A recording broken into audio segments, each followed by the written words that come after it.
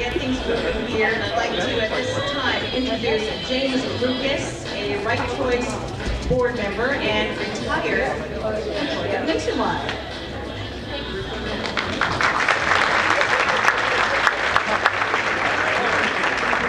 Good afternoon, everyone.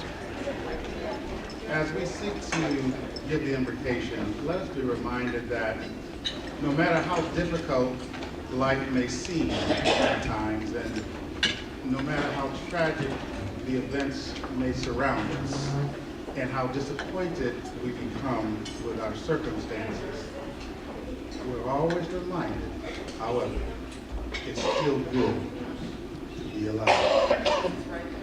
To be alive. To have one more chance to do better today than we did not do yesterday. Let us pray. Dear God, giver of all life, and from whom all of our blessings flow, we thank you for the love of family, for the support of friends, for the blessing of work, and yes, the joy of retirement.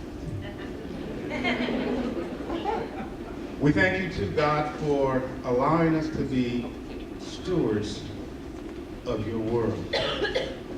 We thank you for this awards luncheon that reminds us every day we serve that to be humble as you were, you reminded us that those of us who would lead in these endeavors, we must first serve.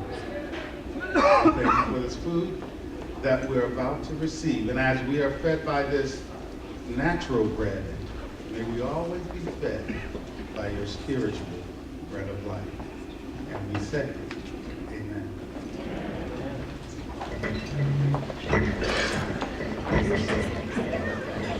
Thank you very much, Mr. Lucas. I am going to give you some time to enjoy your lunch, and we have a little bit to continue with our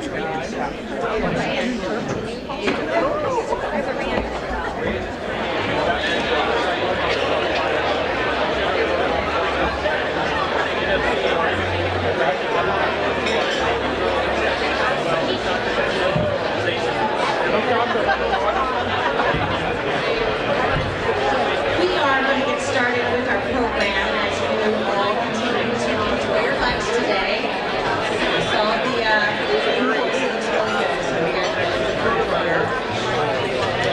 At this time, I would like to ask our guests and board members to come to the stage. That's going to be Josh, Melissa, Mark, and Typia.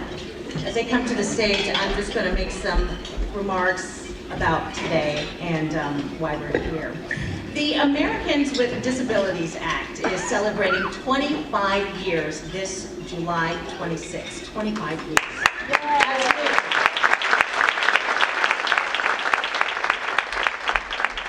And as we all know, many people with disabilities want to work, but they face barriers, many barriers: discrimination, inaccessible workplaces, insufficient adaptive technologies, inflexible job duties, and unavailable services to prepare for work. Now, this law was enacted in 1990, and yes, companies and corporations at all levels are required to follow the law. But now is the time to become involved with Right Choice to help individuals with disabilities and minorities get paid internships. And these internships then become jobs. Employment of individuals with disabilities help raise Ohio from being in the lower half. Yes, your company and your corporation has the power to move from efficient to excellence, from the lower half to the upper. So I want to once again welcome everyone to Ohio's Excellence in Disability Inclusion Awards Luncheon today, presented by Nationwide. And as we're going through the program, you see the screen over here. The names of the nominees for today's awards are listed here, so you can check that out. Right now, I would like to introduce a very special young lady that I had the opportunity and privilege to meet at another event. I can't remember which one it was, but we run into each other a lot. Typia Wright, she is the founder and CEO of Right Choice Incorporated.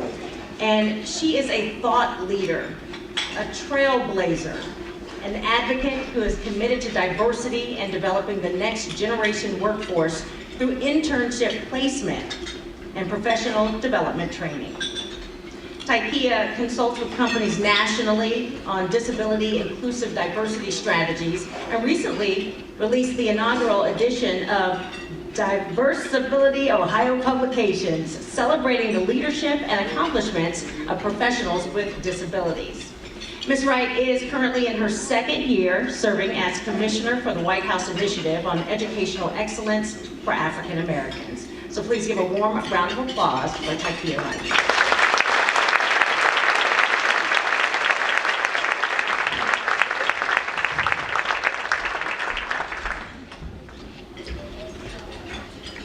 Well, good afternoon, everyone.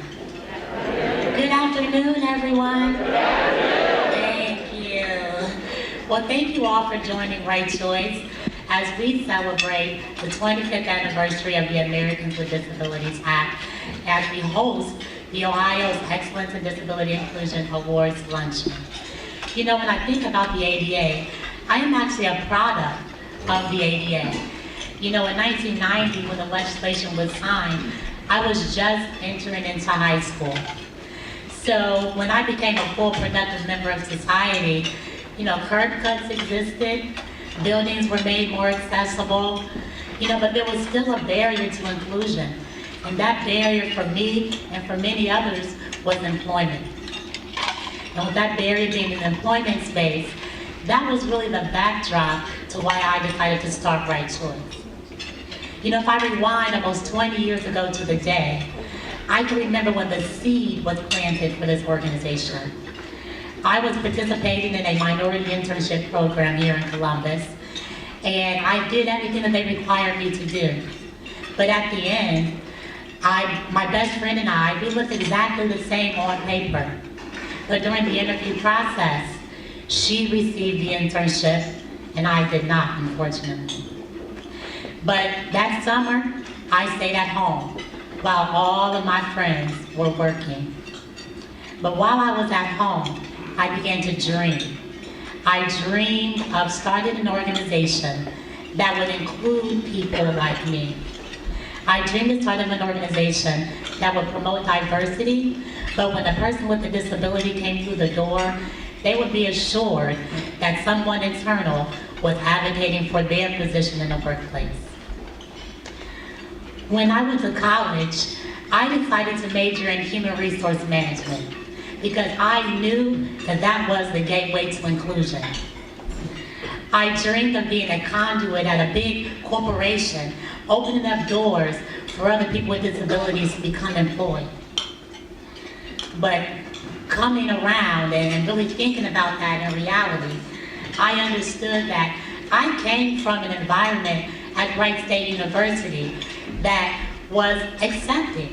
People with disabilities were just a part of the fabric of the university. So I guess when I graduated, I was a little bit naive and thinking that employers would think the same.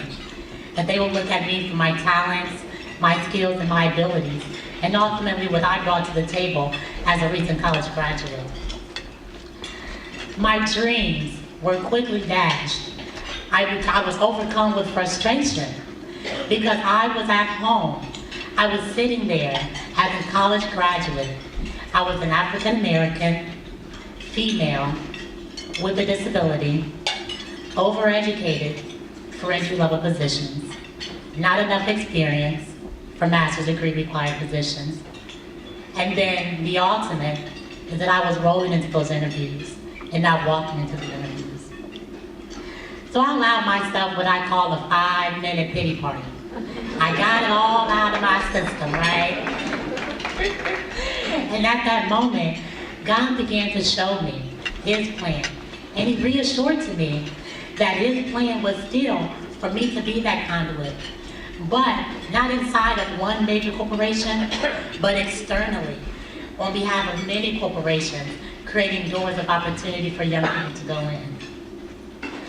When I began to walk out this journey called Right Choice, I came across a statistic that literally brought me to tears. And that statistic said that over 50% of college graduates were still unemployed. And at that moment, I had to make a decision. I could either join the statistic of unemployment, or I can create an organization that would positively impact that statistic. So, 14 years later, here we are, celebrating Right Choice Incorporated, and the reason that I decided to move forward in that initiative.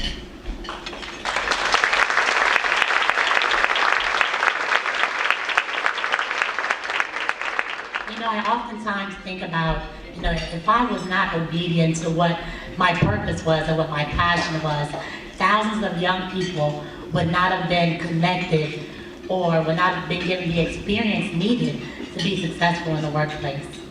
Hundreds of students with disabilities would not have had that person advocating for their needs inside the workforce. So I think about, you know, my team. We call ourselves Team Right Choice. I think about our team, and you know, we wake up every day and we come to work with excitement and passion because our goal is to make a difference and change people's lives every day. So today, we have many of our alums scattered throughout the audience and many of our current students. But I want to bring to you a young lady who I affectionately call one of my Right Choice All-Stars. Melissa Kelpley is a graduate of Wright State University, and she is going to share with you not only what her experience was through Right Choice, but more importantly, why she decided to never give up. Melissa Kelpley.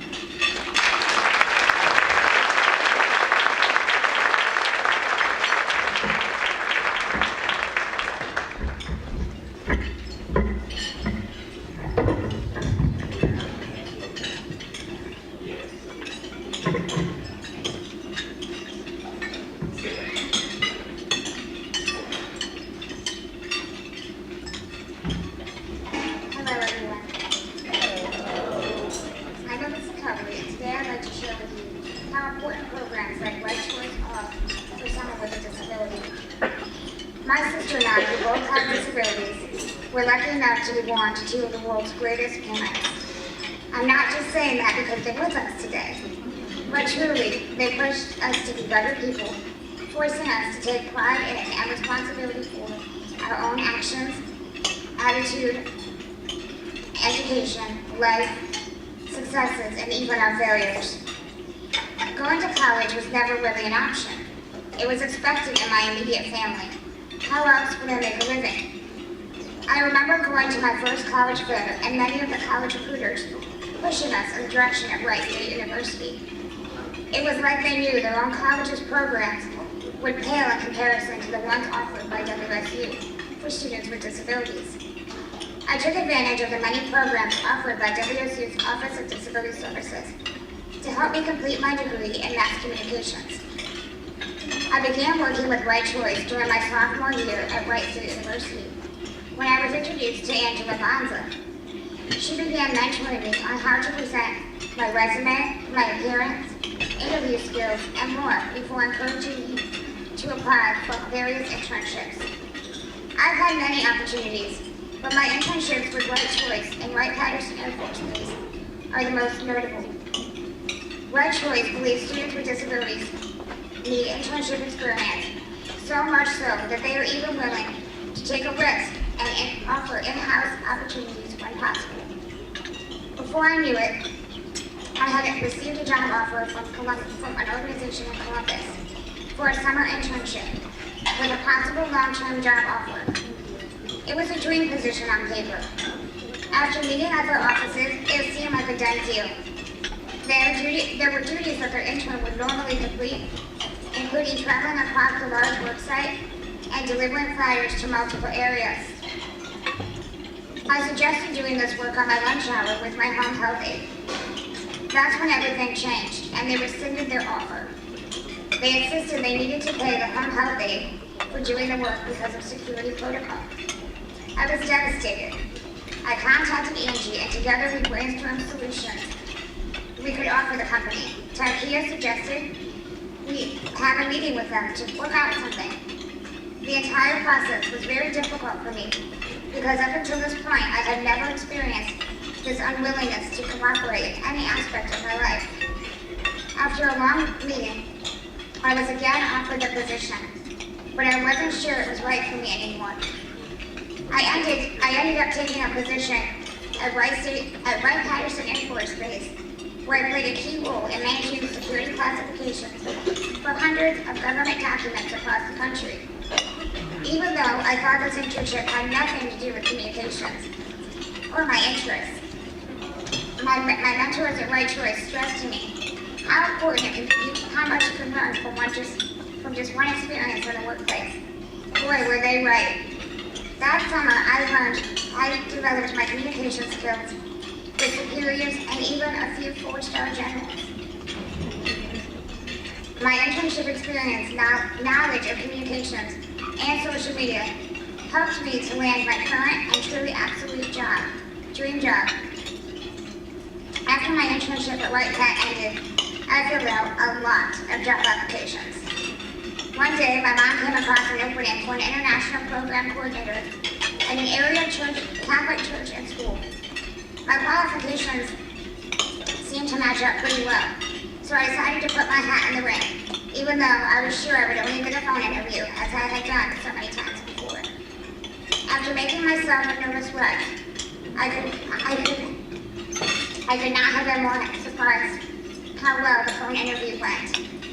I was invited for an in-person interview. After what seemed like an eternity, I heard back about the position. My heart skipped a beat. Brian, who was heading up the position or the interview process, called and said, "We gave the position to someone who spoke fluent Chinese, but don't hang up." He went on to say they had a communications-related position opening and asked me to come in for a second interview. Even though he said it was just a formality, I didn't want to get my hopes up and be disappointed again. I knew I couldn't suffer another blow like that. I arrived early and walked into the church to say a few prayers. My hard work, preparation, and prayer must have paid off because I got the job. I hung on to every word.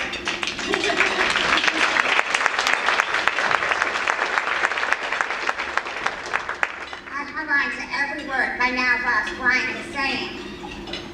"We'd like to offer you the position." My response was immediate: "I'll take it." Then he asked, "You probably want to know what you're going to get paid first, right?" I said, "Yikes, I almost forgot about that." Truly, at that moment, I don't think it mattered. I was just happy to get the opportunity to share my knowledge and skills with someone, anyone. Finally, I'd like to take this last moment to thank you for making the right choice and supporting these leadership, educational, and vocational programs. Because of people like you, young men and women like me are able to fulfill their dreams. Thank you for having me today.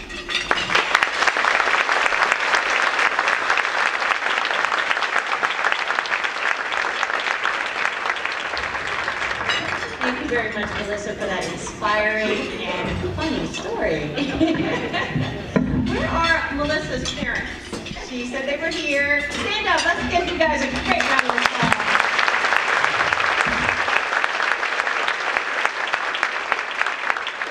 Sounds like you guys raised two wonderful daughters. We're going to get to the awards presentations right now. As we mentioned, the names of the nominees have been on the screen. You may have seen some of those, recognized some familiar faces. I'm going to tell you a little bit about each award, what it's for, what it means, and we will see who wins them. The first award is the Full Circle Brand Image Award. This award will be presented to a company that has demonstrated best practices by including people with disabilities in their internal, external communications, thus strengthening the corporate brand and overall image in the community. And ladies and gentlemen, the winner of the Full Circle Brand Image Award is Fifth Third Bank. The winner and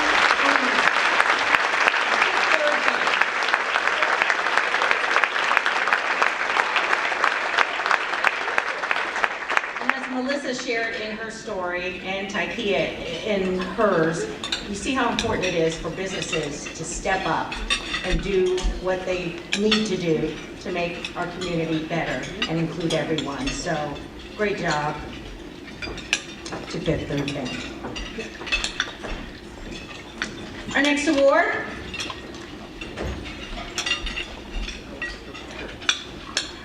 award is the Exemplary Manager Award. And I'll tell you a little bit about this one. This award will be presented to a manager or frontline supervisor who has demonstrated leadership by hiring employees with disabilities and creating an inclusive work environment that allows them to perform at their peak. The nominees for the Exemplary Manager Award are Colleen Bingaman of Ohio Health, Richard Boglet, Ohio Health, Donna Harris, Wright State University, Joe Miller, Ohio Health, Christine Miranda, Ohio Health. Ohio Health is in the house. Yeah. Michael New, Ohio Health. Matthew Todd Lowe's of Willersburg, Ohio. Ken Travis, Home Goods, Ohio and Kentucky. Mary Bertie Fletcher, Dancing Wheels Company and School. And I want to congratulate all the nominees.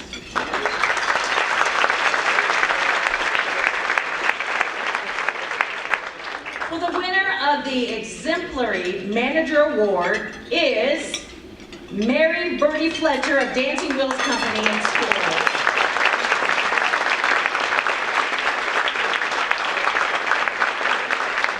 Mary is America's first wheelchair dancer.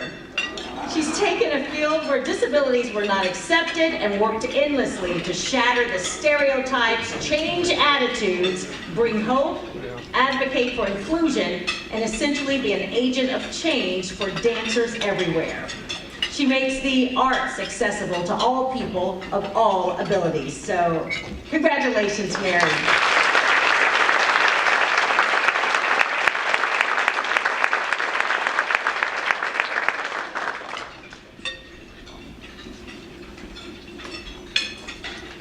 At this time, I would like to introduce our keynote speaker today.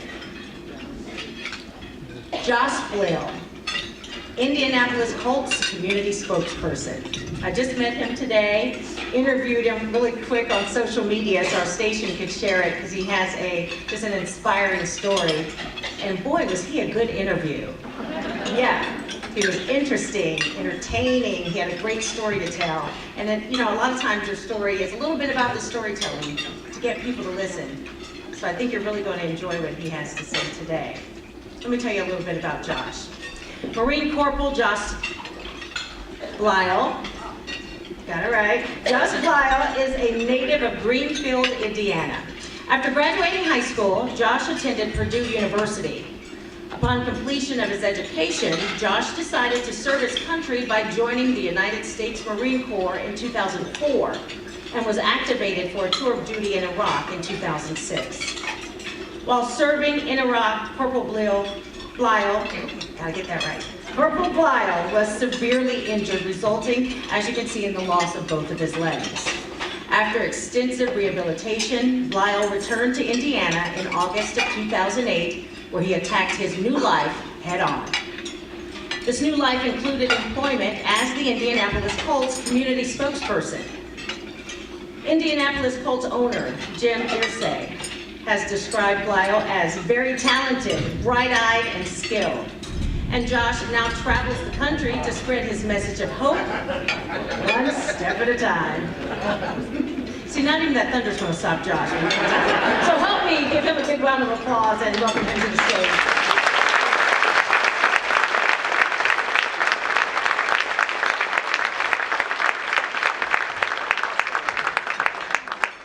I do this a lot for a living. This is what I do. I go out and speak, and it's always hard to time that thunder every time.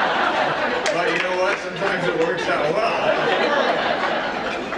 I'm glad that got it right because I worked with the Indianapolis Colts and I went to Purdue, so I know I have 2 strikes against me here. What an honor it is to be here. It's just an amazing event, and I thank you all for coming here. My life has been very blessed over the years. I grew up with an amazing mother and an amazing father. My mother worked for the Red Cross. My father was a school teacher for 36 years.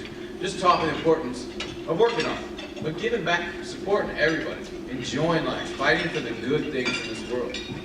I went to Greenfield Central High School. I went on, as you heard, to Purdue. I was an athlete. I actually played lacrosse all 4 years at Purdue. Maybe 4.5. I enjoyed school. I loved it. Then I got a job.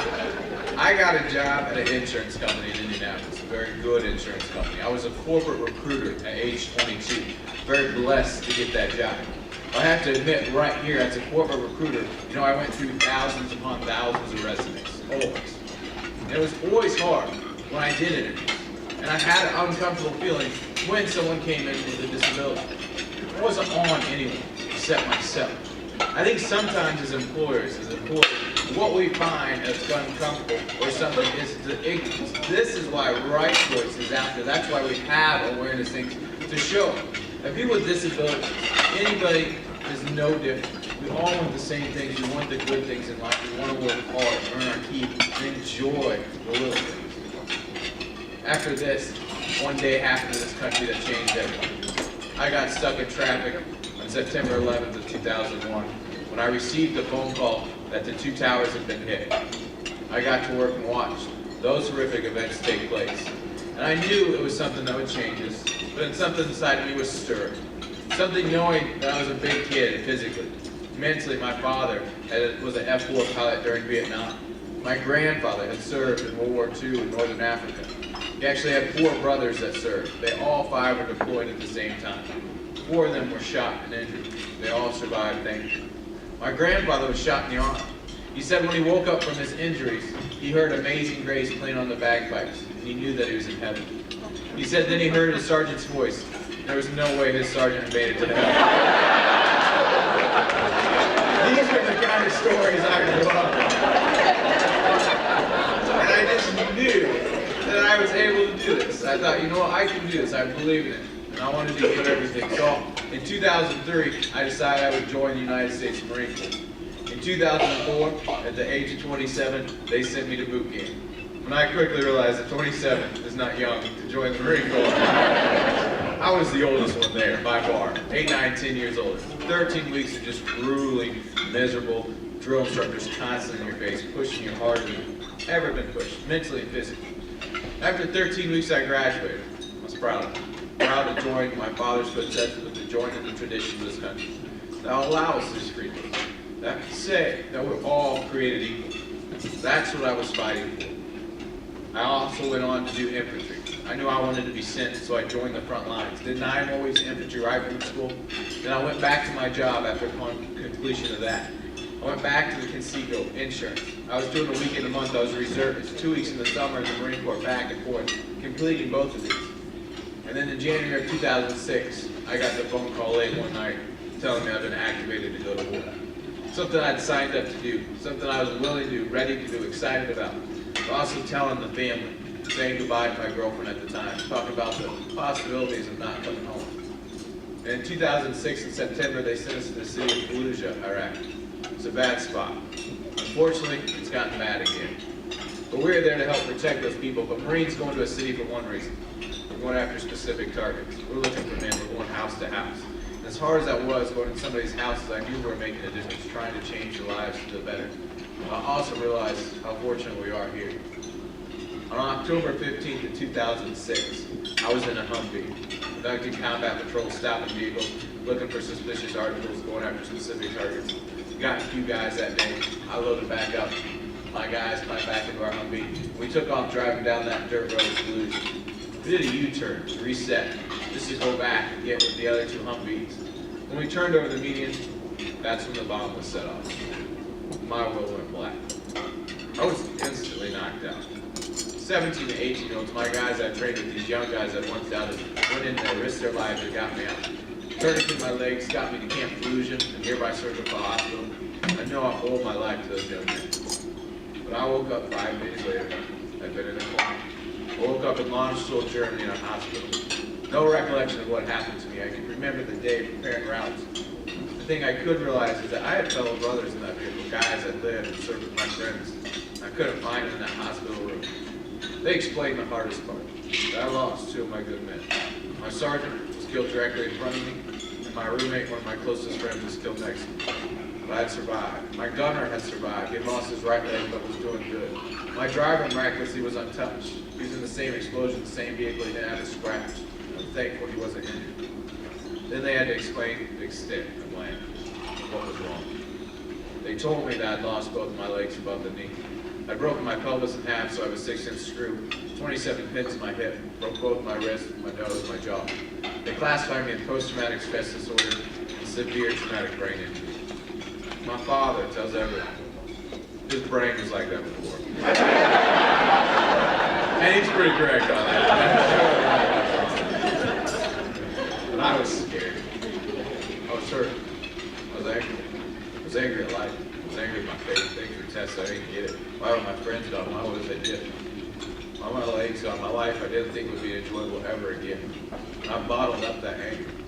And I was sent back here to the United States to start my recovery process. And I tell you what, the support that I received from the Midwest was unreal. People sent letters, packages, prayers. But I knew at 29 I was different. I sat in a wheelchair for the first time in my life.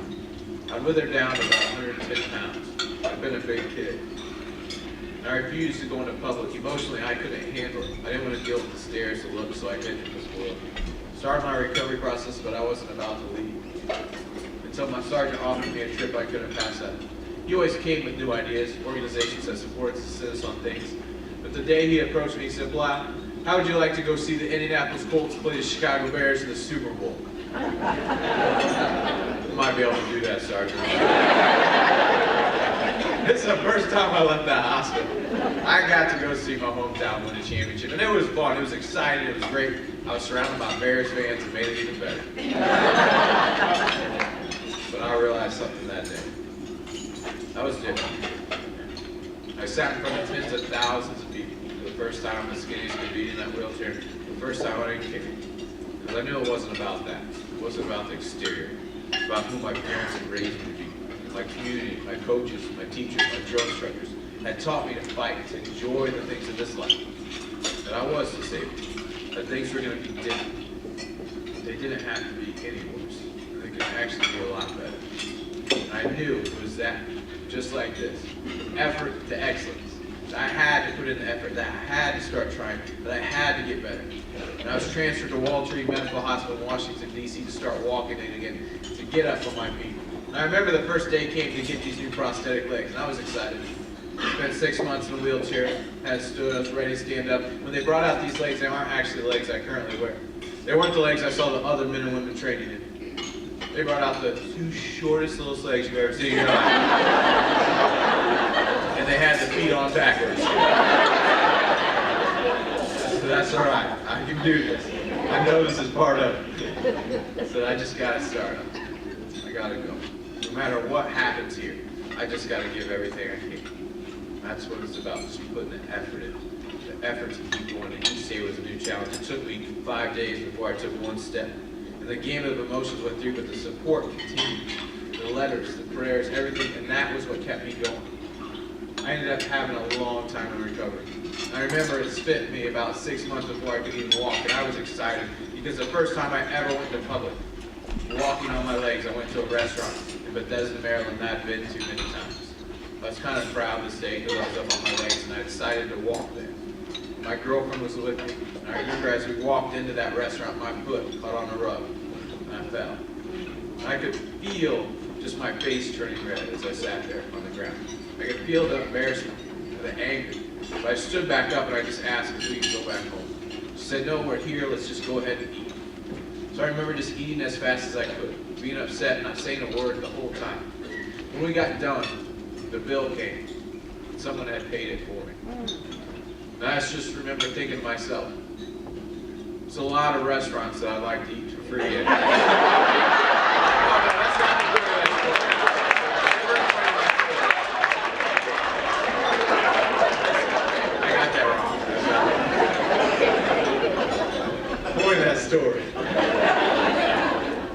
somebody did see me fall, but they also saw me stand back up. That's what this life is about, not the physical part. It's about continuing to stand back up. The support that is in this room, that continues to help right choice, help interns, help people with disabilities just give that hope. And you know what? We want to work. Absolutely. And I got that chance because I got an awesome opportunity. Because someone took a chance on me. When I was at the hospital recovery, the Colts visited. And Mr. Jim Irsay knew I was from Indianapolis, owner of the Colts. He said, Josh, I'll make you 2 promises. One, whenever you want to go home, I will fly you there. When you get there, you come see me about a job. Going on 6 years with the Indianapolis Colts. It's a dream position. I spent 2 years in that hospital recovery, getting my life back, going back, spiritually, mentally, physically, growing stronger. And I got home to the Midwest. I called the Indianapolis Colts and they brought me in for an interview. I was excited. Because someone had taken a chance. They said, Josh, we like what you stand, the things you've been through, the strength you see. We want to honor that promise to Thursday and give you a job. I was ecstatic. I knew that I'd be able to get back out there to work again to support my family. I didn't even hear what they were saying after that. My mind was just racing. I was just excited to get to my phone. I wanted to call my family, my friends, tell them what I was going to do. And then I thought, they haven't told me what I was going to do yet. They said, Josh, we want you to do public speaking. And I unfortunately blurted out, I hate public speaking. This is not the job that I thought I wanted to do. But it was an offer that they put. I said, you know what? From that effort to excellence. If I got to get there, I got to step outside my comfort zone. If someone's going to take a chance on me, I'm going to show them everything that I have. And I'll figure it out. My wonderful wife was a 3rd grade school teacher at the time. So I got the brilliant idea that I'd practice speaking in front of 3rd graders. They are very critical. But I enjoy it. I went out and learned. We got to speak at churches, different organizations. I'm very blessed that the organization took off. But it was an effort. It was a struggle, trying to get talks, trying to go out there. Because people were unsure. We used to get requests all the time. We're the Indianapolis Colts. People request speakers, but they request, like at the time, it was Coach Caldwell, Peyton Manning. And I remember having to call places back and tell them that Coach Caldwell couldn't be there. That Peyton Manning couldn't be there.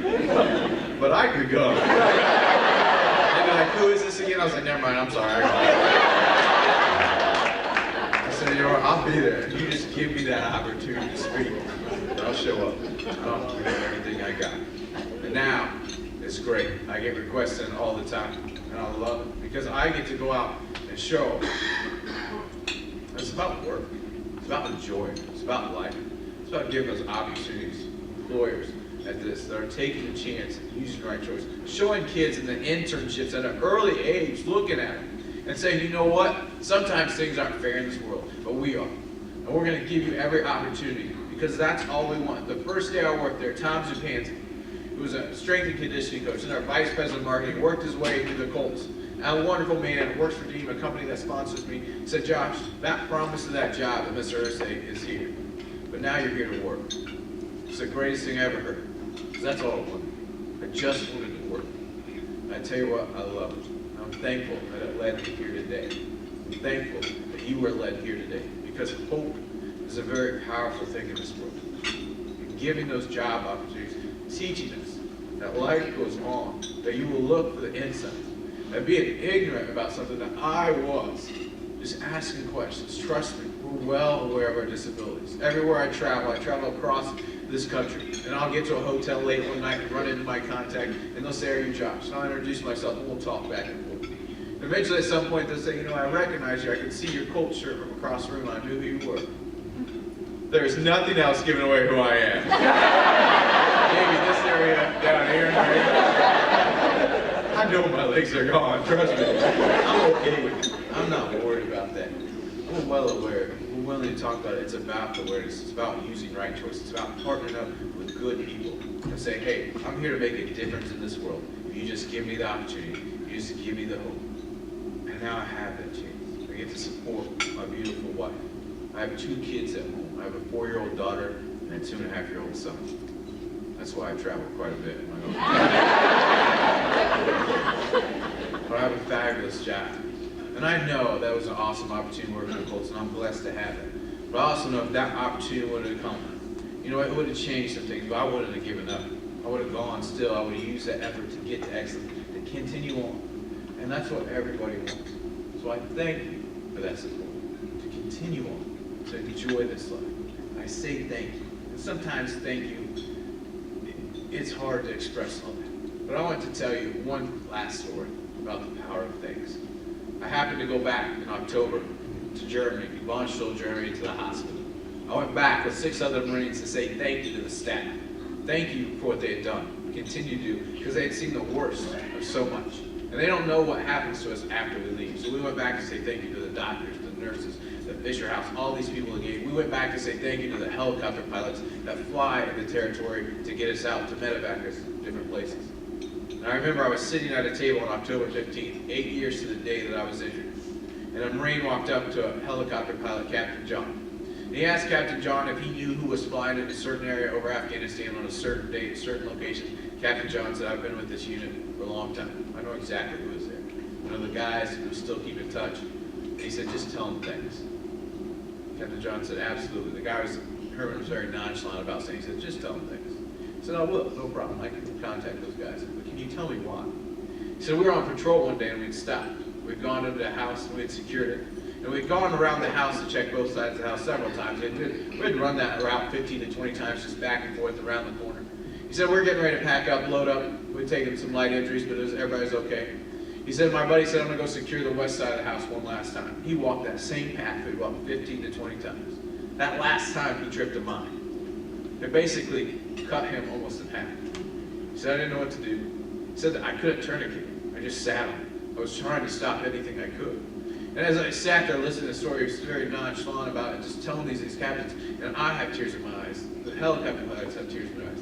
He said, you tell them things, because they went in, they got him, and he survived. He said he lives a wonderful life. He's gotten married, and he's doing good. That power of things. We sometimes don't we say it enough. That same power that was behind that things, I'm telling you, thank you. Because you are truly making a difference in people's lives by supporting right choice, by supporting the internships, by looking at people with disabilities and just seeing them as people who want a chance, want to work, want to earn our keep, and do well. That's about wrapping it up, Tom.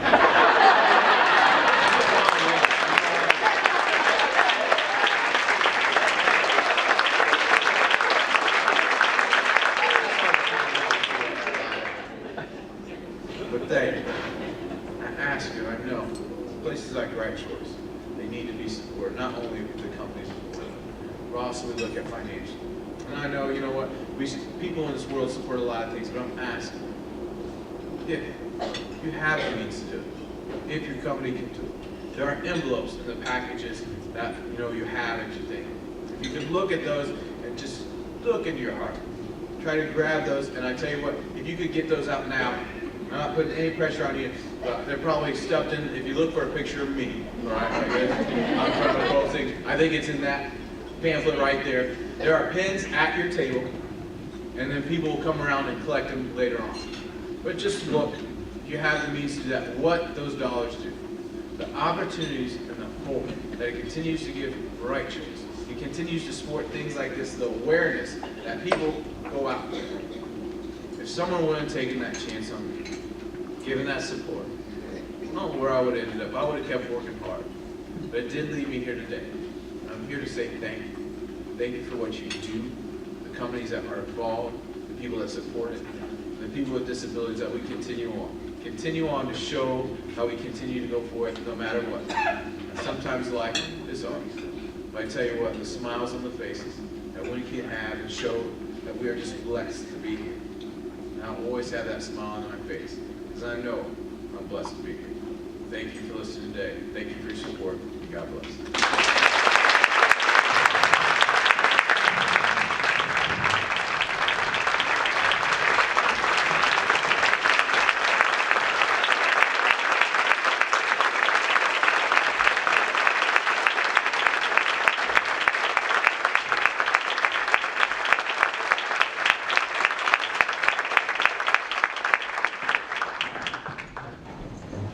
And to think this guy said he didn't like public speaking? Really? Thank you so much.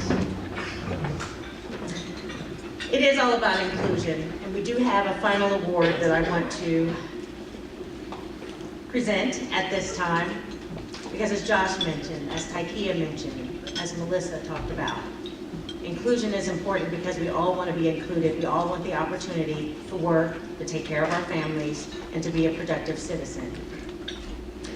The Allies for Inclusion Award. This award will be given to an individual within a company who is a champion for disability inclusion and works to ensure senior leadership and employees are engaged in advancing the efforts. The nominees for the Allies for Inclusion Award are Sarah Ellick, Huntington Bank; Anita Jones, AT&T; Michael Kowali, Ohio Health. I know I did not get that right, but George Pugh, Ohio Health; Kenneth Roman, Office Depot; Alicia Wallace, Anthem. And remember these names. These are companies and organizations within our community that are including people and helping. The winner of the Allies for Inclusion Award is Alicia Wallace of Anthem.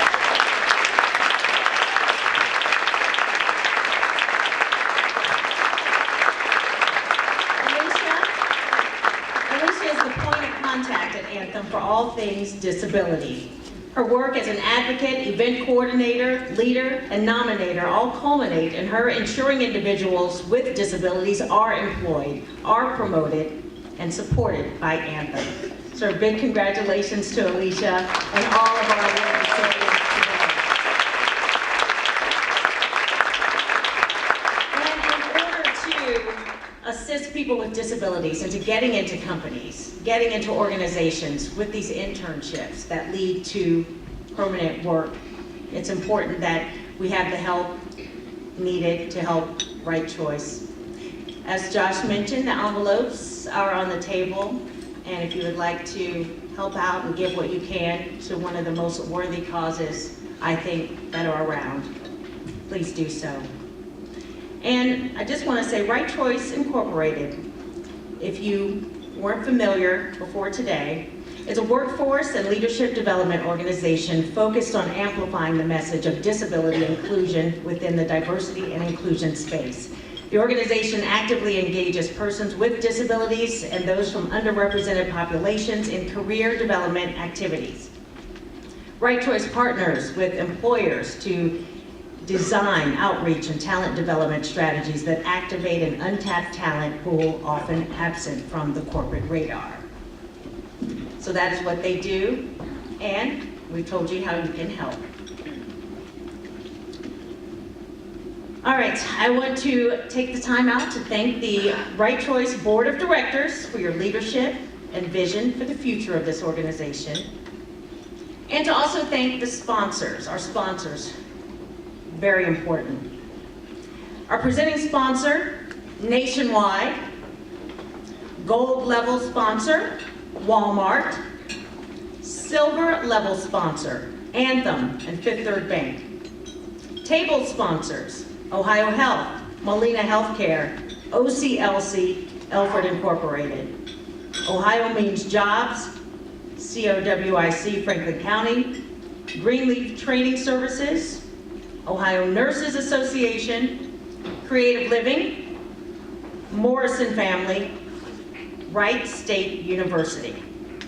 We also want to say thank you to His Image Events of Distinction, Ira Graham Photography.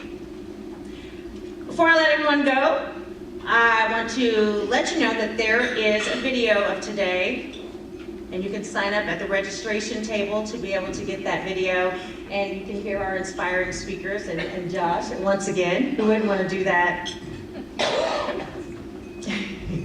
All of the nominees, I want to congratulate you today, doing good work, and hope you continue to do so. And I want to thank everyone for coming, and we hope to see you next year.